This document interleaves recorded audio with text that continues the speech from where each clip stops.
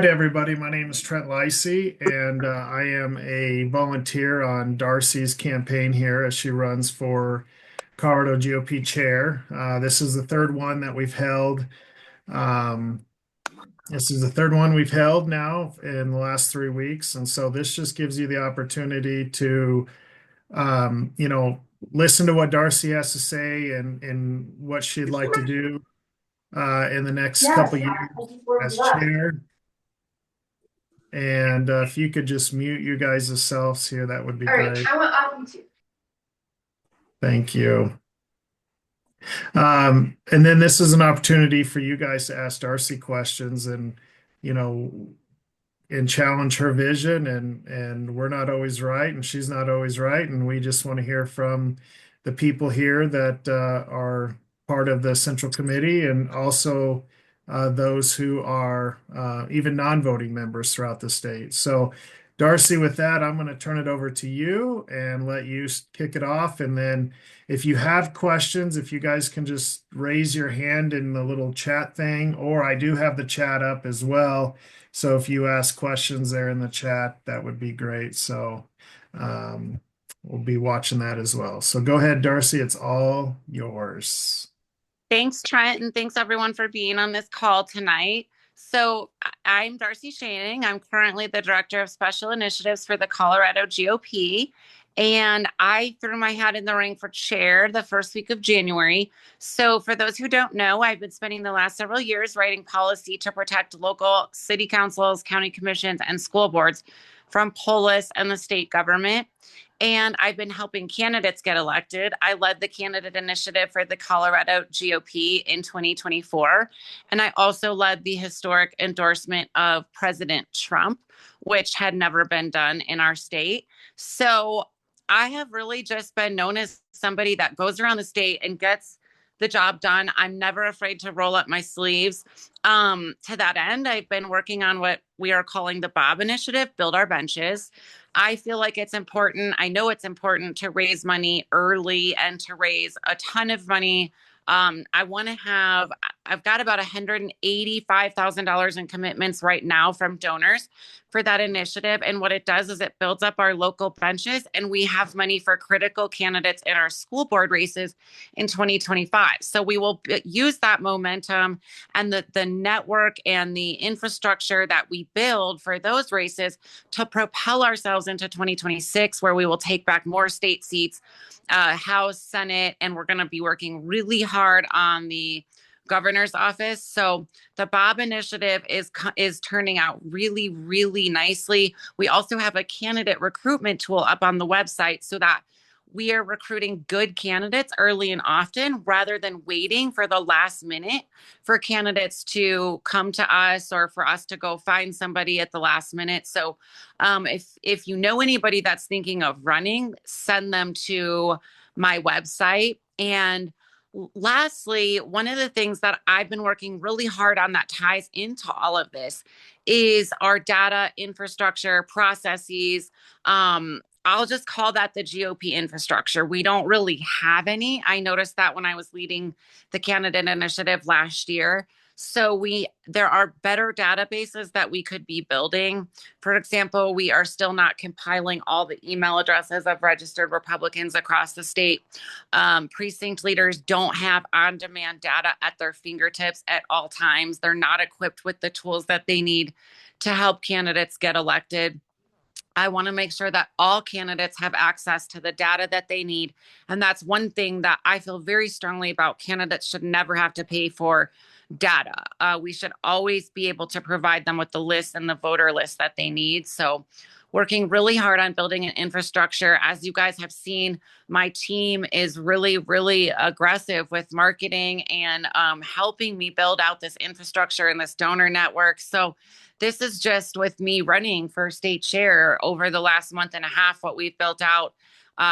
We've really expanded on my work over the last 5 to 7 years. So imagine what this team could do if we're at the helm of the Colorado GOP.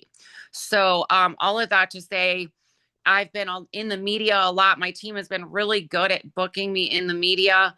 I was on Kyle Clark on Monday. It was really important to me to be the first state chair candidate on the show and to take Kyle on because I'm never one to shy away from controversy or challenge or shy away from the Democrats. I really wanted to show that, I can take this guy. I stand tall in my beliefs and my values. Most people know me as just a really principled person. So we're working on all kinds of stuff. We have the Darcy Amendment, which is primary neutrality. I'm sure we'll get to that in a little bit, and you guys are going to have questions about that. So, with that, I will turn it over to Trent to kind of transition into letting you guys ask questions, and then we'll dig a little bit deeper into a few of the things that I mentioned. So, thanks again for being here tonight, you guys. And Trent, it's all yours. Yeah, thank you, Darcy, for that introduction and what you'd like to see the GOP success over the next 2 years. So I'd just like to turn it over to anybody who would like to ask Darcy a question. Go ahead and unmute yourself and ask her a question. Go ahead, Tim. I had to have a I had a doctor's appointment this morning at 9 o'clock, just when you were talking, I think, to Jeff and Bill. Is that right? Yes, sir. And I was dying to hear one of them ask the question before the 9 o'clock break. How would you differentiate yourself from the current since you're part of the current group, how would you differentiate yourself, or how would you have done things differently from what the chairman did? And I didn't get to hear the answer. Yeah, sure. So thanks for that question. And by the way, before one more, what did you like? What would you do the same? And what would you do differently? Thank you for that. So that's a really good question. And as I told Bill, it's easier to talk about what Dave and I have in common. We have our values in common, and we have the strength that we bring to the table of standing in our values, right? Neither of us back down. But comparing his management style to mine would be like comparing your management style to the guy who lives next door to you. We're just wildly different. So when Dave is very heavily focused on closing the primaries, and he, we have to be. So he's been very immersed in that the last 2 years, and I plan to continue that fight not only in the courts but also with the legislature. And then Dave has been very focused on bylaws and changing the structure of the party. I have been very clear that I want to focus on getting candidates elected, raising money, and protecting our localities, our school boards, our children from the overreach of the state government and Governor Polis. I will continue closing the primaries, but I'm not going to focus as much on lawsuits or the structure of the party because I want to remain neutral in that sense. I want to run neutral meetings, and I want to hear from you guys what you want to see in the bylaws and the structure, because my job is very clear and I can get that done within whatever parameters that you all prescribe. Thank you. Thank you.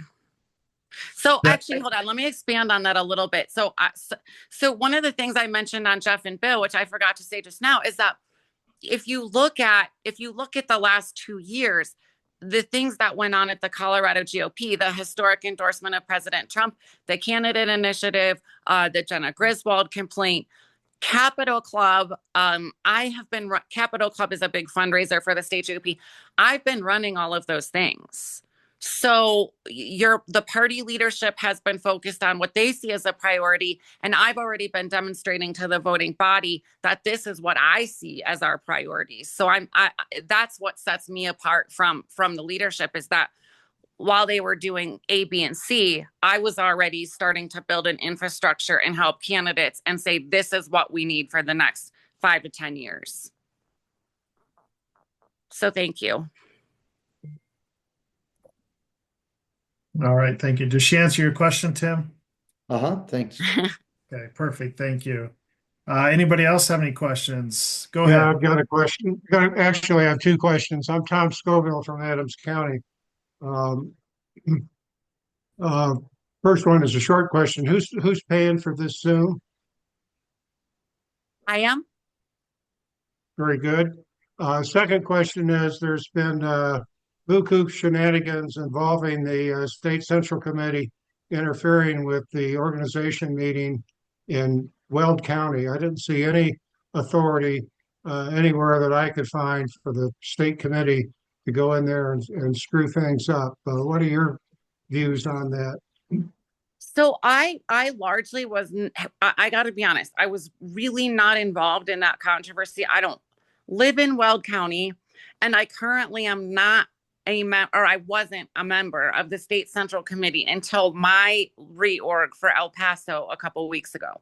So that controversy I've only seen from the outside as a spectator. I did go to Weld County recently for their second reorg meeting, and there were, I mean, it was low attendance, and it's nonstop controversy in Weld County. From my perspective, there are errors that have been made on both sides. Again, my goal as chair is to always hold a fair meeting and to not interject my opinion. And I say that not to sidestep your question, but literally because if I am the next chair, when I am the next chair, I do want to hear this from a fair perspective. So I'm continuing to compile information on the Weld controversy. Like I said, it seems like a lot of errors were made in Weld County by several individuals. So we're going to have to figure that out as time goes by. But I don't have a solid answer for you because I don't have all the information yet. And again, I do want to hold a fair meeting. And that's my promise to you, that there will be a fair meeting on this. Which slate will be put in on the 29th? The Weld County slate or the one that the Colorado chair put in?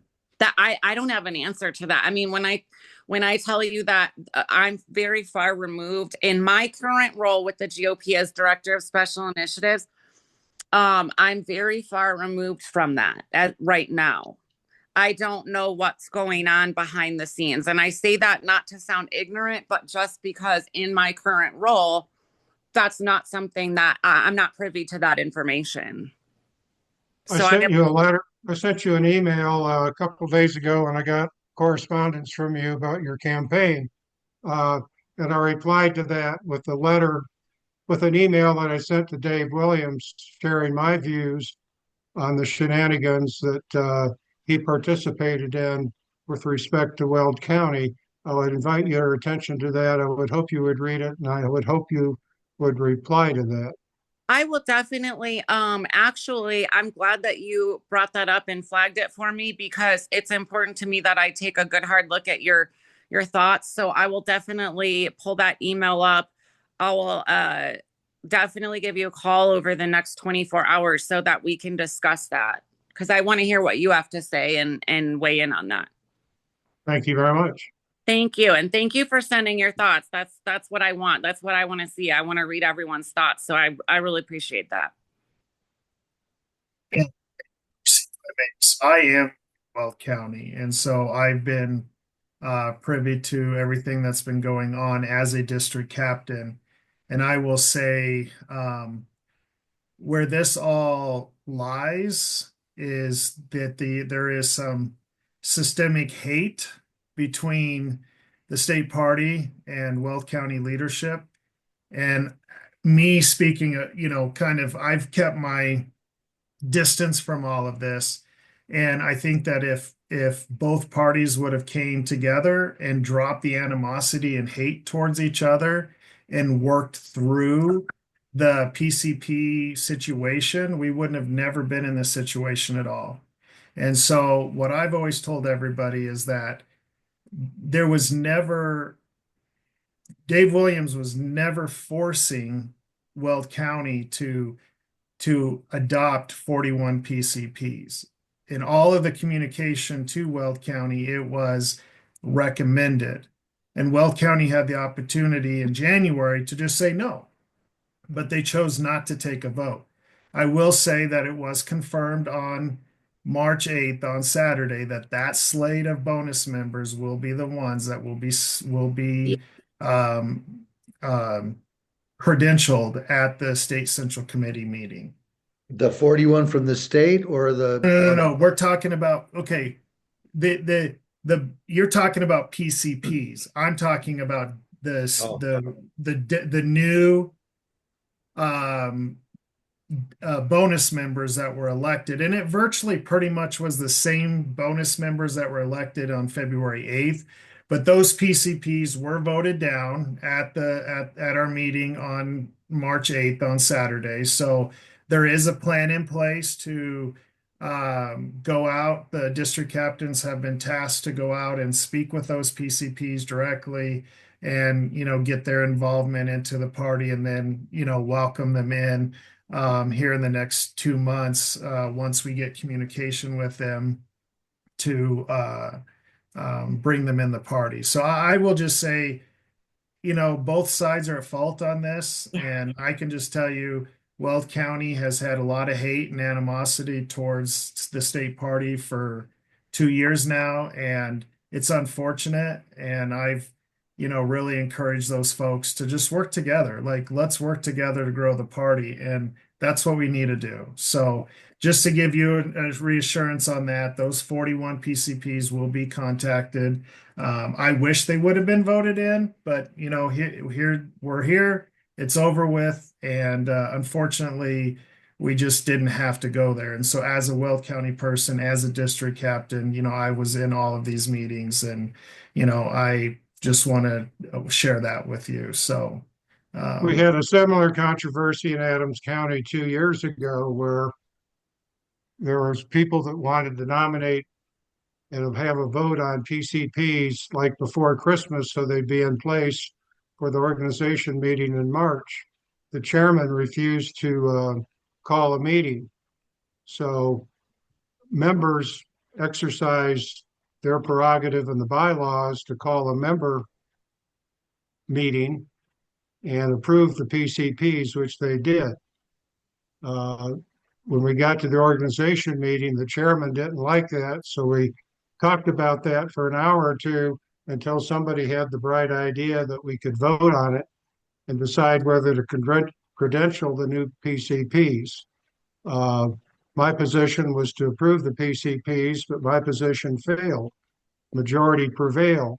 There was no need to call in the fire brigade from the state committee. The Adams County resolved the issue all on their own with the will of the majority. Uh, so my reaction to this is based on that precedent, plus a very bad decision on the controversy by the executive committee, which was flawed in many respects. And I wrote that down, and Darcy can see what I had to say. But the controversy was based on statement that the chairman had nominated PCPs. That was the language used in the decision on the controversy, which is quite wrong because the state chairman cannot nominate PCPs. He can't nominate anybody in a county party. So the decision on the controversy was flawed in many respects, and that's one of them.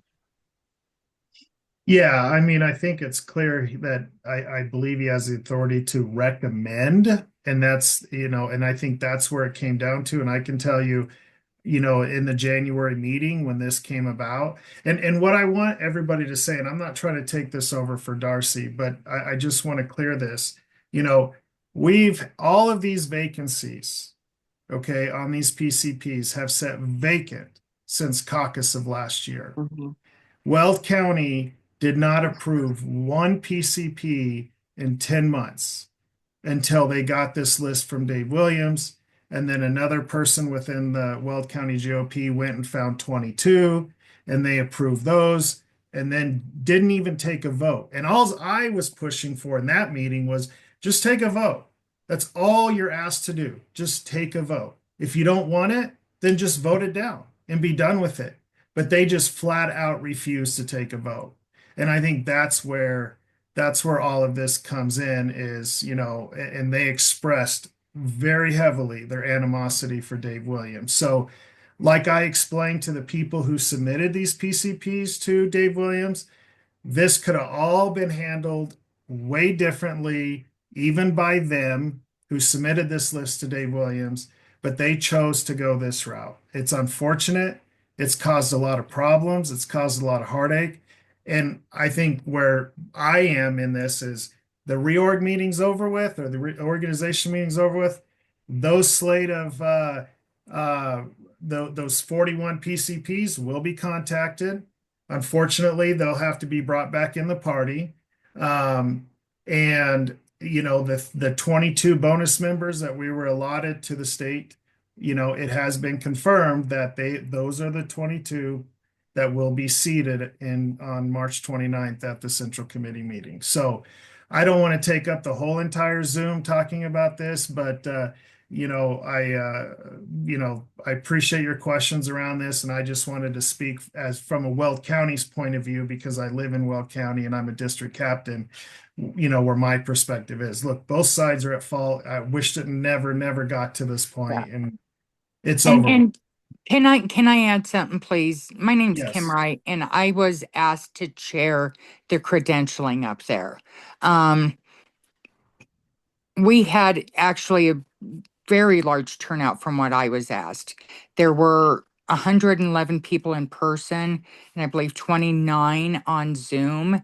And for a second reorg, that's a pretty high number for 200, and I think it was 31 potential people to show up. So we were over 50% for a second meeting. Um, and people weren't happy. I mean, they weren't happy at all about it. And the one thing that I got out of it, issue over and over again, and credentialing went really well. Um, so And the other thing I want to point out, and people have to understand this more than anything, and anybody that is a chair, vice chair, or secretary for the state or any other county position, those positions are not the sole decision makers. There is an entire committee, and the chair, vice chair, and secretary do not make decisions to place those committee people. They can choose a few, but they do not choose them all. It is a committee of people that looked at a protest in Weld, looked at a Paso County and other, that made the decision that said, yes, there is a problem. Someone filed a protest and saying, we have a problem. And they made that decision, said, yes, the reorg needs to be reorged. And I think people need to understand that this isn't a Dave decision solely. It is an entire group of people, and Darcy may be able to answer that since she's been part of that, to say how many people made this decision. There is a whole process, and I think that everybody within the organization needs to understand how many people in that process, and maybe you can answer that and discuss that with us so all of us understand that a little bit, because there is a huge disconnect. Yeah. I turn this back over to Darcy, and then I'd like to move on with this subject. But you know, you are right. There was roughly 140 or 41 people, I think, total. That was down from the previous meeting. So we were about 20 people down from the previous meeting. And again, like I said, at the end of the day, it virtually stayed the same. And really, this really opens the door for one thing, and that is moving forward and building trust. And so, Darcy, with that, I'll let you say the last few words on the Swell County thing, and then we can. Steve's got a question here, so I want to respect him. So Yeah, sure. So, I mean, that's the key here is trust. We could talk about, I think we could sit on this phone call all night and talk about the intricacies of the bylaws and what happened. But again, this, I would prefer, if I were going to issue a ruling on this, I would want to hear all of the evidence in a compiled manner in a fair, impartial meeting.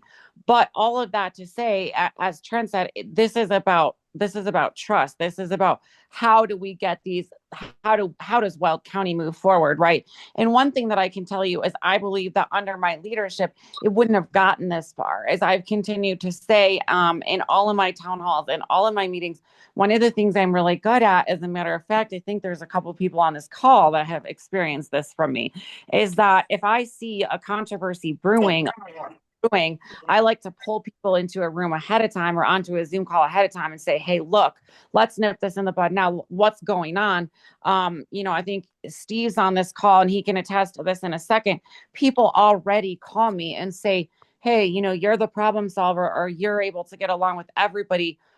Can you help me? I've got those kinds of calls all day. And I want to continue to play that role, to be the fair, impartial decision maker who makes decisions, or who, listens to this in an impartial. That's how I think we build. The CHR, what's his name? Gonzalez. You talk to him often. Jim Gonzalez. You talk to him at Dean's house. Are you talking about Longinos Gonzalez? Oh, no, I was trying to remember name. Sorry, I can't mute myself for some reason. No, it's okay. So there's Longinos Gonzalez, the county commissioner. He endorsed me. Gonzalez. Yeah, I don't know. I was trying to remember a name.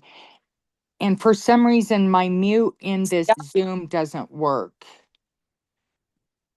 What? My mute in this doesn't work. I'll see if I can mute me on my end. And great. Kim, I just want to thank you for being there in Weld County on Saturday, and all the volunteers that came up from all the different counties to be there. So with that, I'd like to get to Steve since he does have a question. And I will try to. Am I still there? Can you guys hear me? Yeah. Yes. Okay, my computer just like freaked out here. I'm going to try to mute you, Kim, and then I'm going to turn it over to Steve because Steve does have a question. Well, it was actually really good timing, because I was just going to point out that, procedurally, bylaws based, things like that, like, yes, those are all important. It's nuanced, but I think that really is the top level issue that people are looking at is there's been a loss of confidence and a loss of trust in whether it's warranted or not. And I have to put that out there, but the perception for some people is this loss of trust in our state party leadership. And so that kind of sets the tone going into the March 29th meeting. And so, Darcy, I was wondering if you can just speak to, whenever I look at trust, like, we can throw out words all day long, but I'm more of an actions person. Like, show me, don't tell me. So I was wondering, can you speak to how, under a Darcy Schoening chairwomanship, as the case would be, how do you repair? What does that look like in your efforts to repair that trust and confidence between the counties and the state, so that we can all move forward in this similar direction?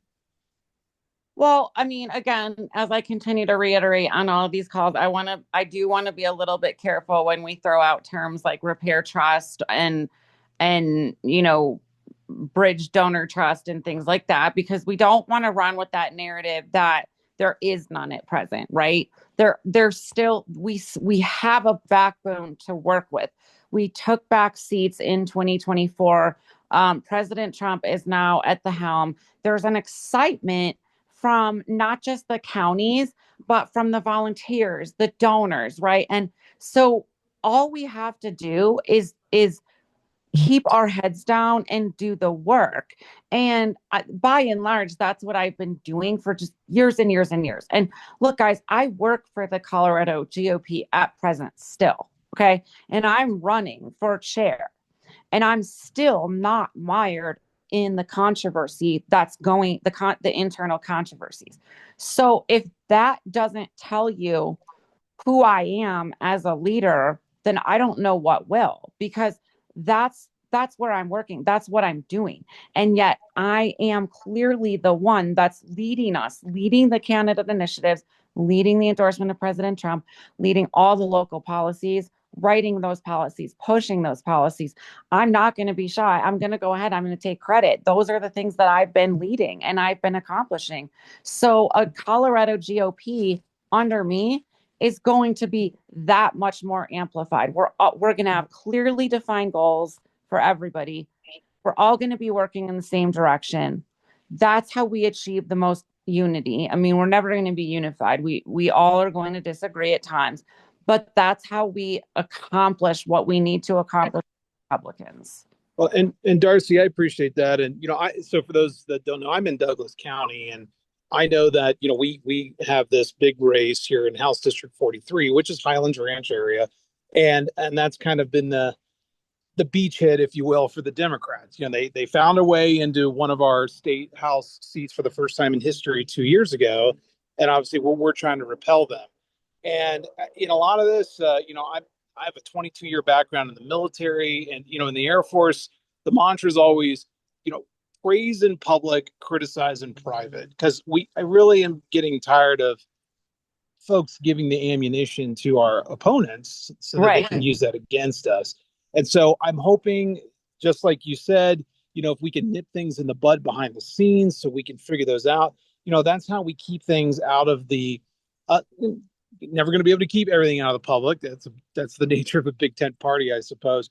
But we've really got to, each of us have to commit ourselves, whether we're SCC members, whether we're leaders of different organizations Republican women groups and things like that, where we've got to get on the phone with people we disagree with, and we have to build relationships and solve those problems behind the scenes instead of taking to social media or whatever and blasting people. So, I've followed you for a long time. I have full faith and confidence that you can bring us there.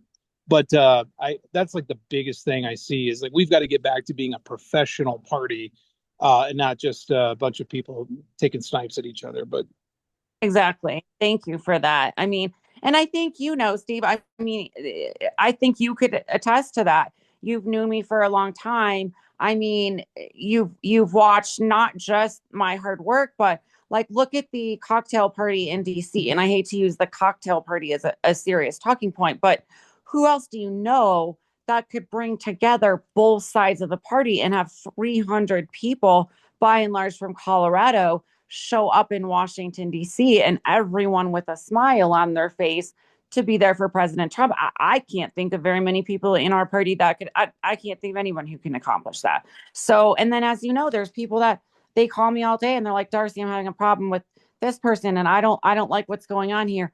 And I'm so comfortable in that role. So that's part of why I really wanted to run for chair, because I see a need for someone like myself. And there's not very many of us that operate like this just do the work, bring people together. It takes a certain kind of leader, and that's myself. So I'm really excited to lead the Colorado GOP in this next Trump era. Thank you. Thank you. Thank you, Darcy. Anybody else have a question for Darcy? Jump in if you do. Nobody else? Go ahead. Okay. Go ahead. I've got another question. I think one of the things I've noticed the last 2 years. Hold on one second. Go ahead. One of the things I've noticed the last 2 years is the absence of the current leadership in Adams County. Anna Ferguson, the secretary, is from here, and I've seen her at a couple of meetings. But other than that, I have not seen the chair or the vice chair. I think it's important for leaders to get out and mingle with the troops, and I would encourage you to do that. So I'm so excited that you asked that question. For years, before I even worked for the Colorado GOP, I've been going around the state to different Lincoln Day dinners and meetings, because I just think it's so important to connect with Republicans across the state. 5 years ago, I want to say, was the very first time where I saw on my news feed on Facebook flyer for the Mesa County Lincoln Day dinner. And I was like, I don't really know anyone in Mesa County. Like, what's Mesa County all about? I'd only been out there a couple times. So I bought a ticket for myself and I drove out there and I went by myself. And to this day, some of my best friends and closest political allies I met during that random Lincoln Day dinner trip. And so those things have always been really important to me, but also working on the issues across the state. If you check out my website, you'll see that I work with counties, cities, school boards across the state. And I've also made a firm commitment to go out to the Western Slope and the Eastern Plains regularly. As a matter of fact, the other night I was sitting with my partner and his friend is a pilot, and we were kind of dreaming up ways that potentially I could get around the state efficiently and quickly, and keep that moving all the time, because that's just so important to me. So I thank you for that. All right, thank you. Tim, go ahead. I'm in the wilderness called Denver, where we got 21% of the vote in 2024. There's no way we can win Denver we can't win Colorado without Denver getting at least to 35. I have a plan that I'm going to introduce to the Denver people tomorrow, but it's similar to the state. I've done a huge analysis on what we need to do to to get 35% in Denver, 30% next year, 35% the following year, but it requires having a case for support. And it's the low-hanging fruit isn't, let me back up. I've looked at probably 25 to 50 state GOP websites and several of the cutting edge city websites for GOP. They all say the same thing: faith, family, freedom, pro-life, pro-school choice, all these things we always talk about. We've talked about those since Goldwater. Yeah. We can't talk about that. We can't do the same thing over and over and expect different results. We have to do, what are the low-hanging fruit? It's those Trumpian 80-20 issues. I'm going to propose to the GOP tomorrow that our website have nothing but things like join us in ousting the criminal aliens, 85% of the people. Join us in getting rid of government waste, fraud, and abuse. Join us in blah, blah, blah. All these 80-20 issues. Forget the faith, family, freedom. They know that about us. We want the independents to come to our website and see their issues. Yep. I totally. So my wife's telling me to be a little quieter, but I'm No. so zealous about this. We've got to change our message on every branding thing we do. Then we go to the Phil Anschützes and the other billionaires of the world and say, "Will you support us now?" Because in Denver, especially, they're not going to give us a dime because they don't think we can even get to 35%. But if we have a case for support that's going to get those unaffiliated people in there, we have a chance to get to 35% in Denver. And if the rest of the state gets 5 percentage points turn, we win the state in 2028. I just have to say I love you. I love everything you just said. I mean, this is you took a lot of the things that we've been working on and articulated them from the standpoint of Denver. And that's so important because you're exactly right. I mean, to bring back some of those big donors like Anschutz, Coors, those families that historically donated back when Colorado was red, those are the things that we have to be doing. And look, I can't tell you how many, in fact, my team will send this to you, how many calls I've been on where I have talked about building a website. I mean, the Colorado GOP's website's awful. There needs to be a statewide website with all the events. Denver needs to have a website. We need to make it easy for you, right? Like, we shouldn't expect our chairs, vice chairs, and secretaries to be webmasters. They're not. There's a very easy way to have templates that feed all into one main website. And look, if my team has already built a calendar for me to know what's going on across the state, then imagine what a more robust data and infrastructure team that we implement at the state level can do, and what they can do for counties like yours. And to your point, you're exactly right. We do need 35%, but I want to add to that just a tad So in this last cycle, as you saw, we took a couple seats that were a little bit unexpected. One of those was Kathleen Chandler on the RTD board, right? That may sound small, but it's not small. I mean, that was the first time that we have had a Republican on that board for decades. And Kathleen does bring a keen sense of fiscal conservatism. So she's also able to work with her Democrat colleagues. So that was a major accomplishment. And she has stopped a couple of egregious things that RTD was about to pass. She has been instrumental in that. So that may seem like a small win, but that tells you, right, that if our messaging is correct, if we're talking about as the overspending, if we're talking about the dinner table issues, if we're showing that our conservative communities, Monument and Castle Rock, we live better, we have less crime, we're safer, we're cleaner communities, our kids' schools are better. If we continue to talk about those things, we'll continue to push as long as the needle's moving in the right direction, then we're still winning. So in addition to Kathleen Chandler, what many people don't realize, and I worked very hard on this in 2023 and that set of school board elections. In Denver, right, we knew we're not going to get a Republican onto the Denver school board. But we also knew that the temperature the mood was ripe because of Tay Anderson. I'm not sure if you're familiar with him, but some of the antics of the crazier Denver school board members, we knew that we could pounce and do some marketing and do some messaging around the idea that, look, at a minimum, do not elect a school board majority in Denver that is controlled by the teachers union. That is how you got here. And the media didn't report on this very much. There's a couple articles, but look, DPS, we elected 3 new school board members in 2023 in Denver that aren't connected to the teachers union. Denver. Right? So that's a huge win, because imagine what that is doing for the thousands and thousands of kids in DPS.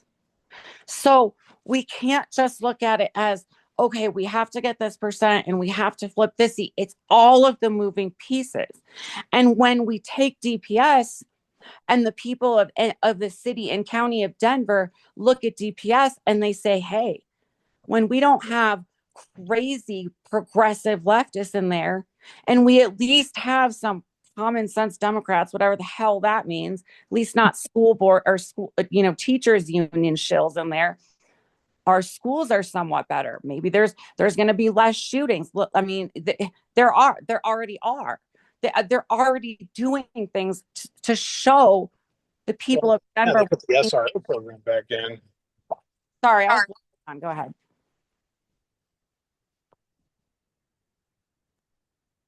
So yeah, anyways, that's what we have to continue to do. So yes, you're right. They put the SRO program back. Remember the shooting at Denver East. Thank you, Steve. The shooting at Denver East where, that kid, restorative justice, thanks to Tay Anderson. They brought in so much restorative justice that this student had stabbed a teacher, like had a knife at school, a gun at school, drugs, all kind, and they kept letting them back in, because that's what restorative justice looks like. Well, the people of Denver said in 2023 school board elections, hey, we have to do better for our kids. And they did do better. So we have to continue working and continue putting in the work on all cylinders. And that's what I bring to the table, right? It's all the moving pieces all put together. I'm the grand scheme type of person, a put the work in, I'm a doer, and that's what you get with me. Was this all done under Dave's watch? What are you referring to? Like, Yeah, unmute you, Kim, and see if we can. I don't know if I can. Can you hear me? Yeah, So, no, I can. okay, thanks. So the school board, I think it's fantastic. Tay Anderson was just, he's coming into Inglewood causing a ruckus everywhere now too. Yeah. And we're just like, go. Yeah. So the things that you're talking about with the school board, with RTD, all of that, was that done on your own or was it between the state GOP team, a strategy that was done is my question. Sure. So I'm not going to take credit for any one single candidate or any one single victory, right? So in the case of Kathleen Chandler, she worked quietly on her own, with a very select group of people, because that's what it took for her to ever so quietly flip that seat on RTD. If I believe if Republicans or too many organizations were involved in her endeavor, she wouldn't have been successful. And then in the case of the Denver DPS, so that was an initiative that I led on myself. So I had just come off of being chair at Moms for Liberty. Now I'm at the Colorado GOP, and I saw a need for us to be working closely with school board candidates and helping raise money for them. So I created Smart Choice Colorado at the time. I went to Dave and I said, "Look, this is what I want to do." And Dave, I will give him so much credit. He was always like, "That's great, Darcy. That's great. Just run with it. Just run with it." So that's what I did. And I will send you the article. I'd be happy to. Smart Choice Colorado was my initiative was the winningest organization across the state of Colorado as far as picking conservative school board candidates to win in those races and predicting the outcome. So it was a really successful initiative, and we also raised money for school board candidates. And I used that. They used those donors. I reached out to those donors and helped raise money for the 2024 elections in November. But it's just all tied together. It is. And I agree with something you said. Everything starts, it starts at the municipal level. They say it's nonpartisan. It is because they're starting from the ground and moving their way up, destroying the city. And I'm seeing, or the state. I see it myself. Yeah. The school boards, the city councils, boards and commissions. Yeah. It's terrible. I'm living it myself. No, Uh, you're right. yep. And I think that the more, the state doesn't get involved with the small elections, the nonpartisan, the not Arapahoe County, the counties don't so much either. You have the offshoots of different groups within the counties that do support, but because they're supposed to be nonpartisan. I'm Uh-huh. sorry, they are. Um, I was told when I ran by my own county to change my party affiliation because I would not win as a Republican. Sorry, that's not happening. Um, but Good for you. that's the things that we have to change the mindset within our own party and those that sit Yeah. as leaders at all levels, that no, you stay true to yourself and be true even in these heavily blue areas, because there is more red than we know. And that's what our leadership has. Training's part of it, training everybody on how to do that, and that's part of what we need. So the things that were done quietly, you have to be stealthy. So I agree with what you're saying also. So I Thank appreciate that. Yeah, thank you for that. I mean, you couldn't have put it better. And I mean, to expand on that, listen, it's not just about getting candidates elected at the local level, because then what happens, right? So we always talk about, well, we got to get Republicans elected at the state legislature. And of course, this last cycle we did, but we're still in the minority. So, what do those Republicans at the local level do? Well, they serve so many purposes. But let's say we're talking about school boards. I'm going to continue using school boards as an example. Take House Bill 1039, non legal name changes. If you've got a conservative board, Christy Davis from Moms for Liberty and we were able last year to pass in many school districts, work with those school boards to pass a policy that, in order for school districts to use students' names that they weren't born with or their non-birth pronouns, that they have to get parental consent. But you can only do that with a conservative board. So you can only pass that policy and protect those children if you've gone out and done the work to get a conservative board. But take that a step further. When Brandy Bradley's at the Capitol and she's calling on people to testify on her bills and, parental rights and school choice and all the things that are so important to us as Republicans, we need conservative school board members. We need conservative city councilmen to go testify on all the gun bills. And we need them in the fight. We need them to show, look, here's why the Democrat policies don't work. And here's why Republican communities are successful with their policies. So again, these are just all the millions of moving pieces that we have to be working on. And if we're focused on all these moving pieces, not only will we be successful, but we will be what, we call unified. Yeah, that's great, Darcy. One of the things that I like about what your direction is in terms of, if you're elected chair, and I'm not a big computer data guy, but I will say, as a PCP, the one thing that, and you've heard me say this multiple times, which is the one thing that drives me nuts the worst is it's hard to get data at the PCP level to go to within your precinct and go find those Republicans and get them out to vote.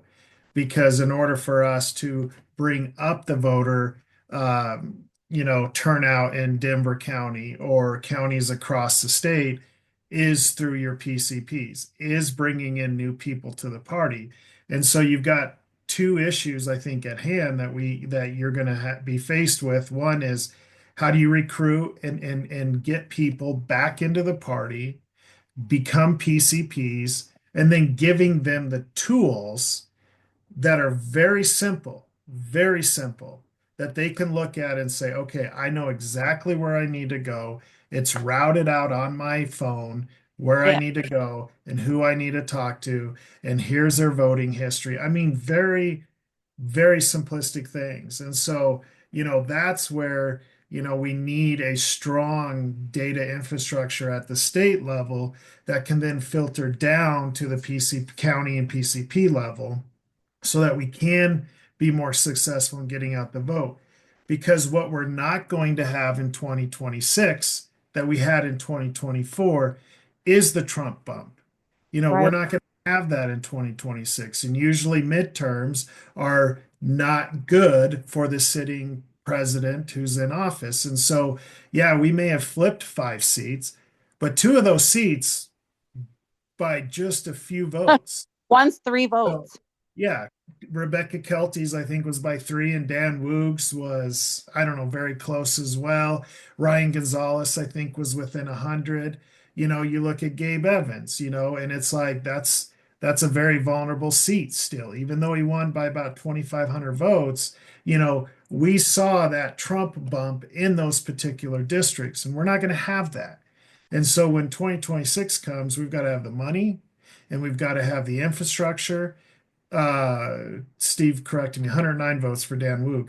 And we got to have the infrastructure and the money in place. And we've got to have a great working relationship with the counties. And we've got to get we got to get this personal animosity. We got to build trust. And ultimately, once we have the trust built, not only with people within the GOP, but the donors, Yeah, because the money comes from the donors. We can't do this unless we have money. exactly. Yeah. Exactly.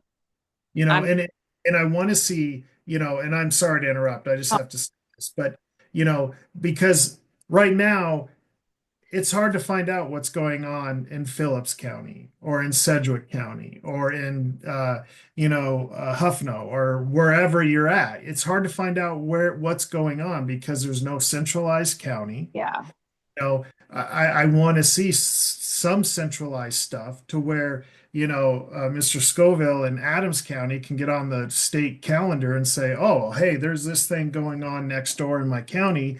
maybe I want to get people over there to do that. So I mean, same thing about going to his county, like, hey, if I knew if there was something interesting in Adams County that I wanted to go to, I shouldn't have to call and figure out who to talk to within Adams County to say, hey, what's going on here so I can attend. So there's a lot of moving pieces there, like you say, but data, money, and trust and participation are the four keys to winning elections.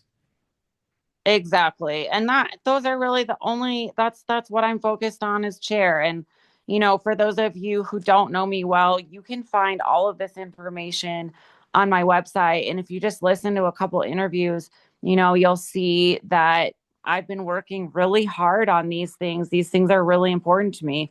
I have a 9 and a 10-year-old, and I hate what's going on in our schools, and I hated what was going on in our country during COVID. I owned a restaurant and I shut it down at the height of COVID.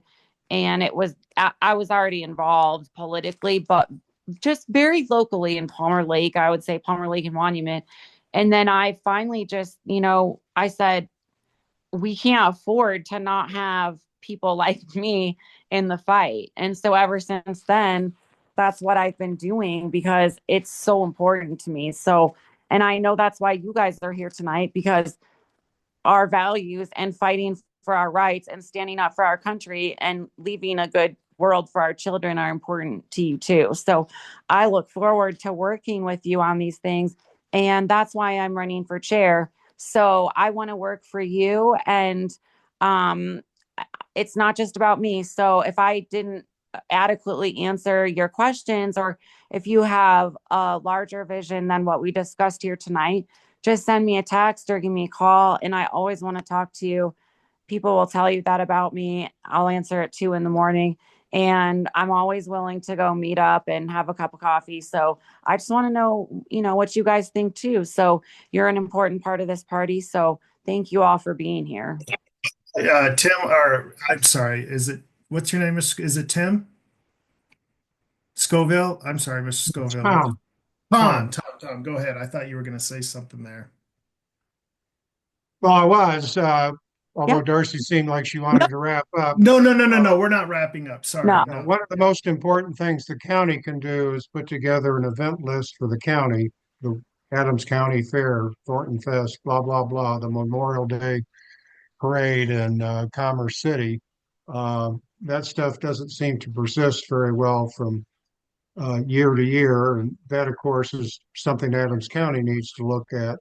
The other thing I was going to say is I find these phone apps unwieldy and impractical for me. Some people may like them, but I don't. It seems that the um, paid campaigners hang on to these rosters with addresses, names, phone numbers, and emails on them like they were gold. Uh, I sprung a few free for my precinct um, last fall, but those things perish, and I'm not sure those are good today. One thing I've done in the past is that I go to the Adams County webpage and download the voting list for the entire county. Now, I'm pretty handy with Excel, um, and I can process that and get them into uh, the order in which you would encounter the voters as you walk the street. And I could look at things ahead of time and not make cold calls on the door. The problem is that that roster does not come with emails and Oh, phone numbers, at least as far as I know. So getting some help with that. If I can get that, say, for the county, then I can go out and process and print uh, walking lists or rosters for the other PCPs and make things easier for them. So that's an area.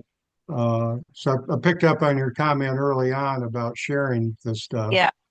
And the email addresses. So that the email address that's a huge issue. So thank you for that comment. I'm not going to pretend I'm a data expert or a database expert, but I have been reaching out to people who are, and I think I'm pretty knowledgeable about this.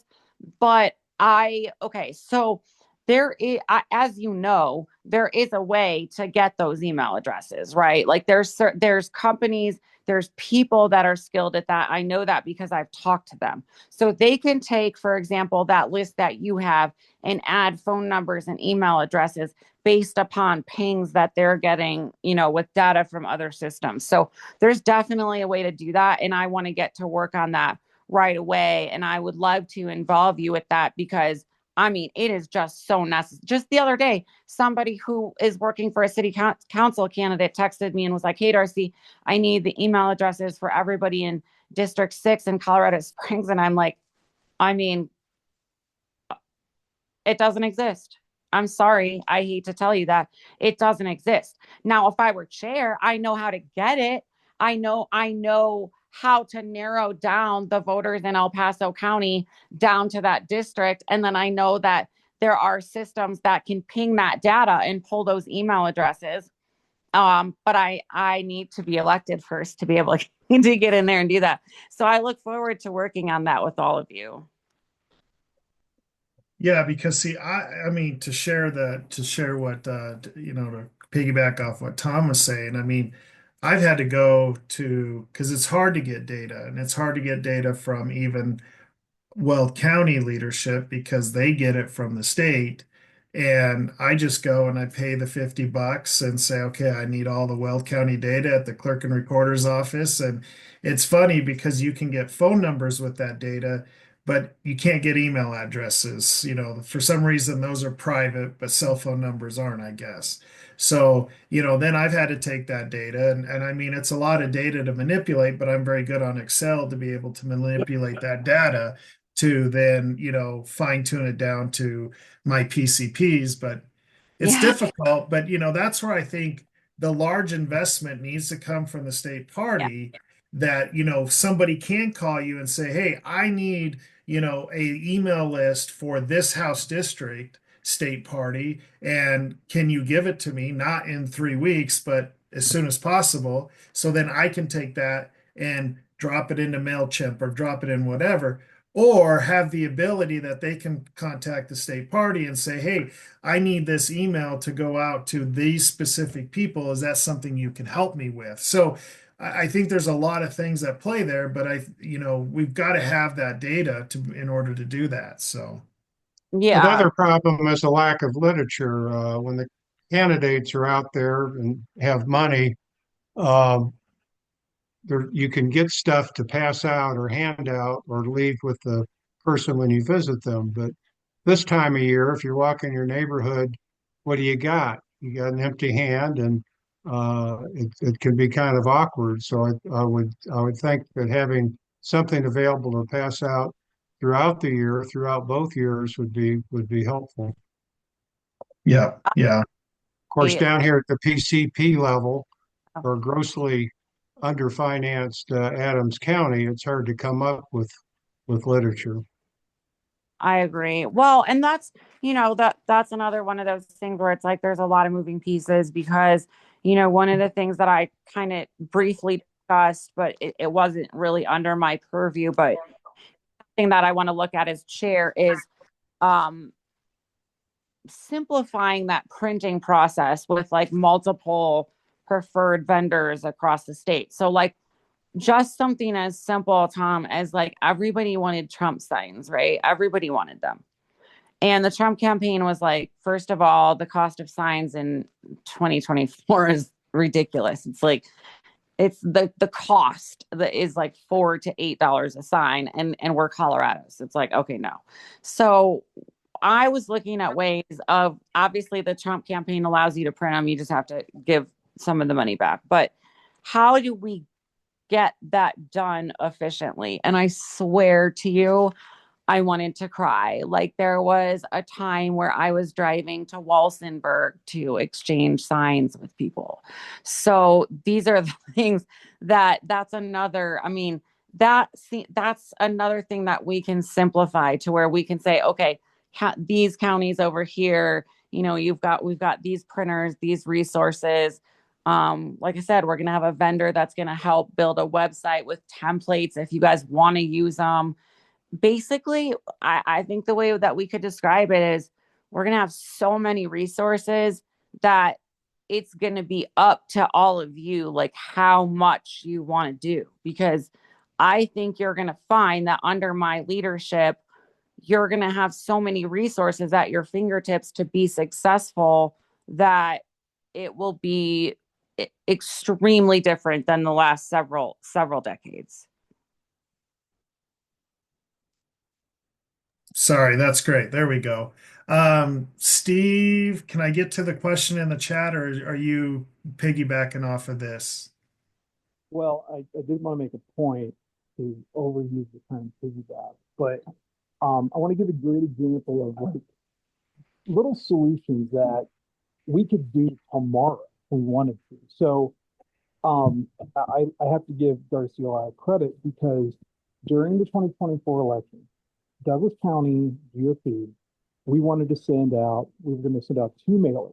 One prior to ballots dropping that would go to all households, so not just individual Republicans, but all Republican households with our sample ballot.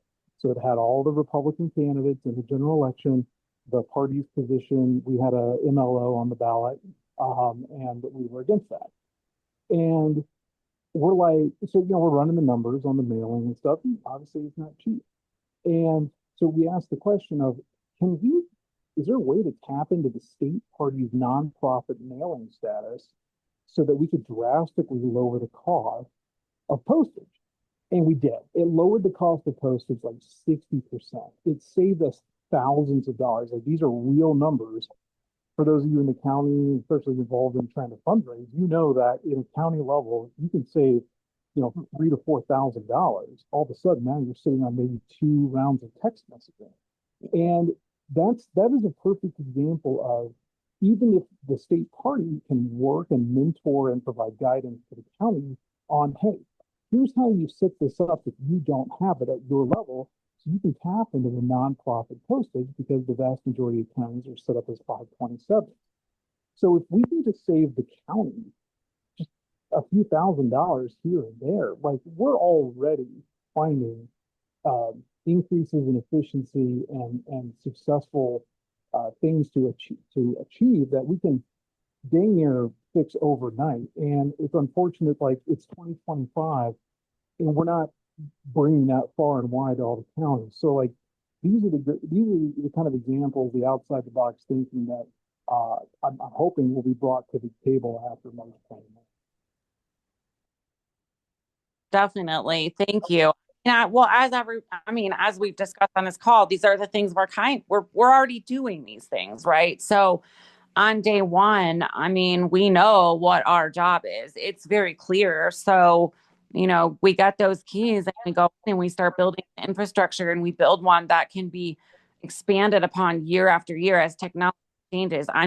Like AI right now, that's something that Steve, for example, is so skilled at. And I'll admit, look, I'm not great with TikTok, but there's people who I don't know if, I'm just using that as an example. So that's what we have to do. We know our job is clear, and we'll go in and we'll start doing it, and we will make sure that it's something that can't be undone, if that makes sense.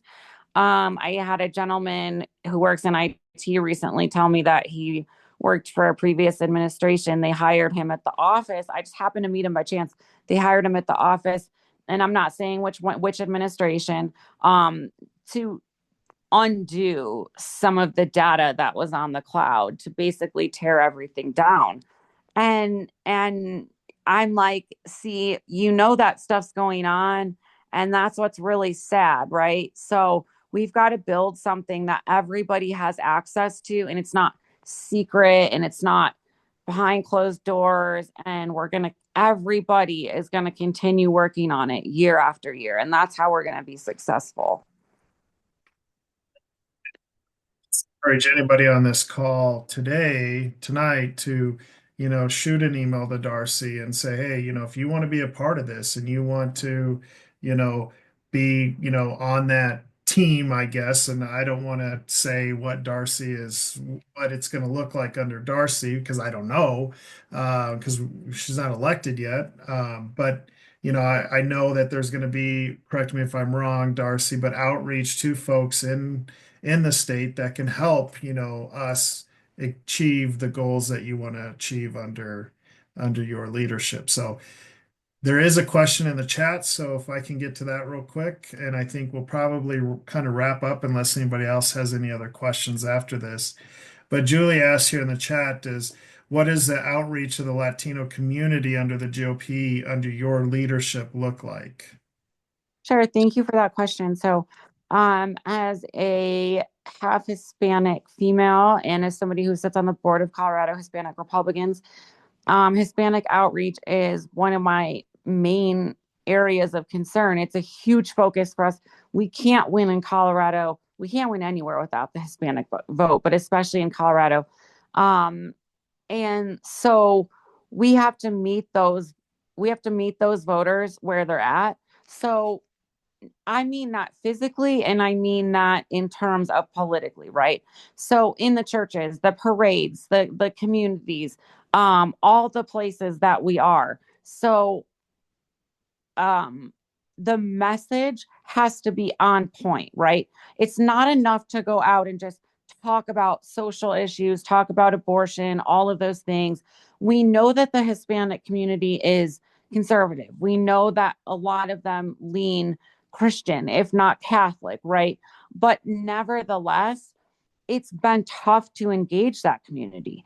And just like the people in Denver, just like the people in Boulder who we haven't previously engaged, I mean, look, Hispanic people aren't that much, they're not different from us just because of the color of their skin.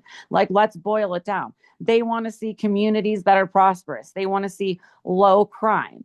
They want to see good schools. They want the same things as anybody else on this call. So it's literally just about reaching those voters with an effective message, which is showing them what we're doing as a party, which is all of the things that I've talked about on this call tonight.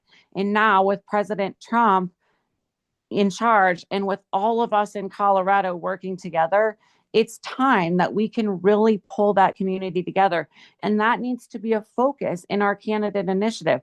I don't want to sound like DEI, right? But look at Ryan Gonzalez. Like, that's part of the reason that he was successful in his community. Gabe Evans, they were able to reach out and say, look, as Hispanic members of community, of your community, I identify with you. I know what you have gone through that perhaps other people haven't. And so that's going to be key. It doesn't mean we have to have all Hispanic candidates, but we should be looking for more Hispanic candidates, right? I'm not afraid to say that. I think that's something that we need to be focused on. So I thank you for that question. As everything else, it's just a million moving pieces there, and I blab on.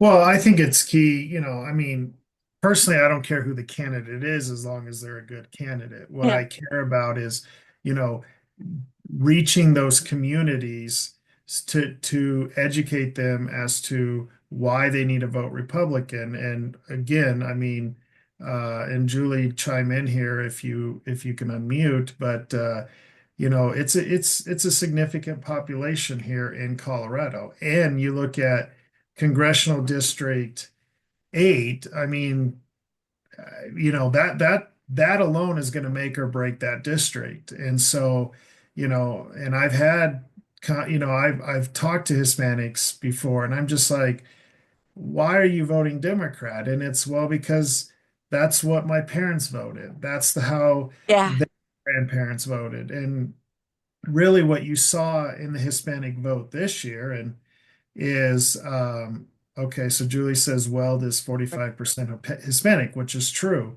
And I would imagine it's pretty high across the state as well. But it's educating that, look, this illegal immigration thing is what drove Hispanics to the polls to vote Republican, because they're like, hey, we came here the right way. And those people are hurting us, the Hispanics that came here the right way. So, we're not going to necessarily have that in 26.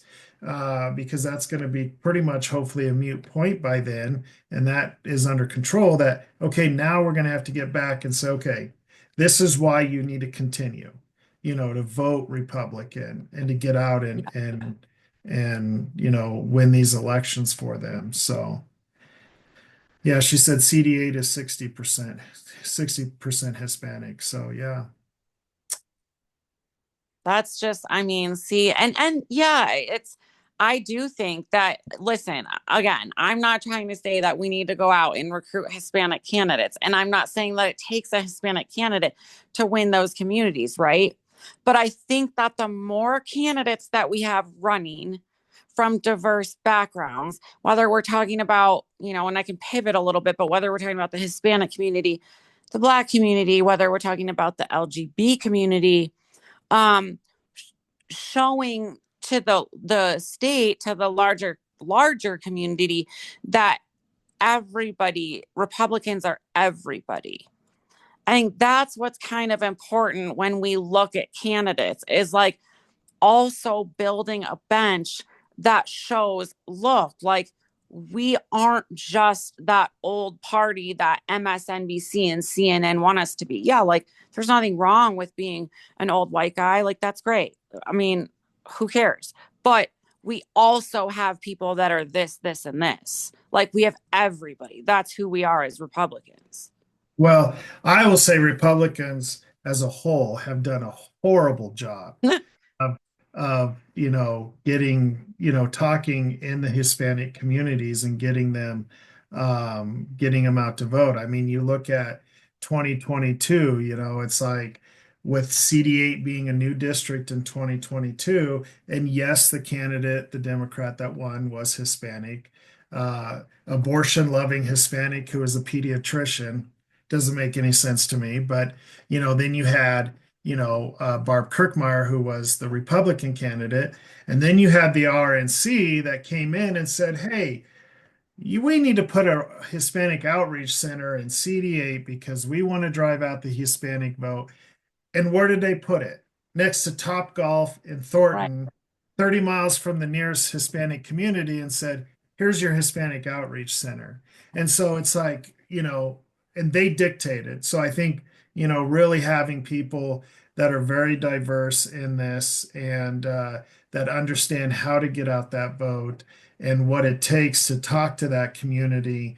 And as Yuli wrote here in the chat, you need more role models in the Yeah. Hispanic community, to get out the vote. And so I hope we're seeing that cycle of traditional voting because my parents did that or because my grandparents did that, because at that point in time, when they were voting Democrat, it was a much different party than it is today. So I see that we're breaking that cycle. So and like Yuli said here, it is about education Yeah. and educating the voters. So with that, I'll let you kind of close it out unless, yeah, because Hispanics are conservative. Like you said before, Darcy, we believe they are very traditional. They're very family oriented. They're all about the nuclear family. They're all about faith. And it's like, okay, we share the same values. Now let's educate them as to why we need to continue that and be yeah, free market, family opportunity. Yeah. So with that, unless anybody else has any questions, we'll kind of close it out here. I'll say we're going to do another one of these again next week, but it's going to be next Friday, not Wednesday, because we've got a few forums coming up this next week in the middle of the week. So it'll be Friday that we'll do this next Friday. And we'll make sure that that message gets out here so everybody can join. And yeah, I'm sorry, Ray had something here. I usually ask him, okay, so back to the Hispanic thing, Ray put, I usually ask them, what did your parents do for a job? Is that what you're doing as a job? Great point there. So thanks, Ray. But anyways, Darcy, I'll let you close it out where they can find you at, social media, website, those kind of things. And obviously, I encourage everybody to reach out to Darcy if you have questions. And Tom, we will get your email responded to and read it. And Darcy, close it out. Thank you. Thank you, Trent, for hosting this call. And thank you all for being here tonight and giving me and giving Republicans in Colorado an hour and a half of your time on this Wednesday night. I just really appreciate you. I appreciate all you guys do. Like I said earlier, give me a call, send me a text. I always want to hear from you. And I am always willing to get together with you guys at any time. So I just appreciate you so much. What I'd like to leave you with is, I love doing this. The position that I'm in now was created for me just because I love doing this so much. So it's an honor to work for you guys. And I want to take it to the next level with your help under the new Trump administration. We're going to get major things done in Colorado. We're going to start winning seats back. So thank you all and have a good night. Thank you.